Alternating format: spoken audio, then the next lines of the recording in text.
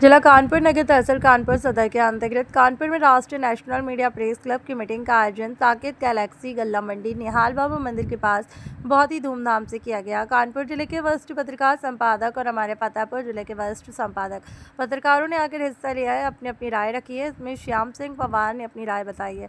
पत्रकार के हित में कुछ चर्चा, पत्रकारिता के अवसर पर क्या बोले, जिम्मेदारी होती है, इसके बारे में बताया है।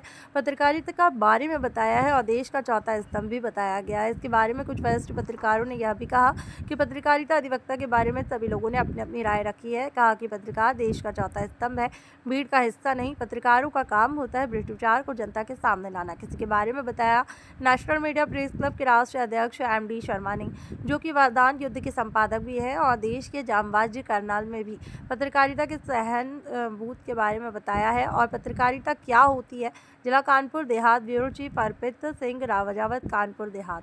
जैसे आप फैला दें, धर्मेंद्र जी हमारे बीच में नहीं रहे। में पत्रकारिता या मीडिया पर कुछ प्रश्न चिन्ह खड़े होते हैं, तो ऐसी पत्रकारिता से भी बचने की आवश्यकता है कि तथ्य ही आधार हो, कलम सदा निडर रहे, सच्चे पत्रकार तुम प्रभाव में न आइए। कोई कितना हो बली, कोई कितना हो धनी, कोई कितना हो बली, कोई कितना हो धनी, उनकी चाटुकारिता से आपको बचाइए, उनकी चाटुकारिता से आपको बचाइए। कि हर खबर पे ध्यान हो, न्याय की पहचान हो, हर खबर पे ध्यान हो, न्याय की पहचान हो, सत्य का प्रमाण हो, आवाज वो उठाइए, सत्य का प्रमाण हो, आवाज वो उठाइए। हम अपनी समस्याओं पर ही हम सिर्फ बधाई नहीं लेते हैं, कामना नहीं लेते हैं, अपनी समस्याओं को भी जागरूक करेंगे कि हाँ भाई ये हमारी समस्या है, इसमें सुधार होना चाहिए। नहीं तो हम पत्रकार जो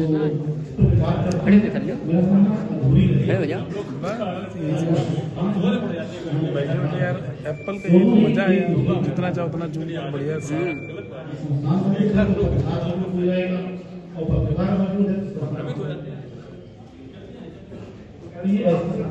उनके बारे में मैं आपको जो है देता हूँ कि निश्चित तौर से उनसे आप। दूसरी बात, अब हम आते हैं अपनी नई विधा जो ये माइक रखे हैं। अगर हम 15 या 20 साल पहले जाते हैं तो शायद किसी के हाथ में और उसको एक बड़े मतलब नहीं कहते थे विलक्षण बनाते, मतलब विशेष दर्जा करते थे कि अगर किसी के हाथ में माइक होता था तो लेकर देखते थे। और आज नजरिया बदल गया है। निश्चित तौर से इसका सम्मान बना रहना चाहिए और इसके लिए तभी आप कह सकते हो कि इसमें भी अब दो विकल्प हैं, वैध और अवैध।